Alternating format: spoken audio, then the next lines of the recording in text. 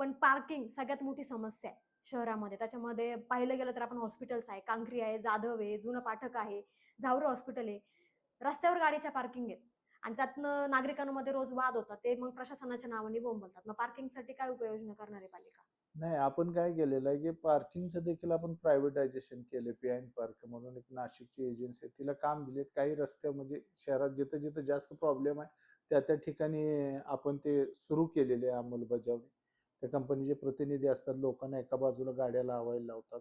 म्हणजे थोडीफार शिस्त लागलेली आहे. तक्रारी येत असतात, काही गोष्टी नवीन करत असतात, परंतु त्या तक्रारीपेक्षा फायदा मोठा आहे, व्यापक जनहित आहे त्याच्यामध्ये.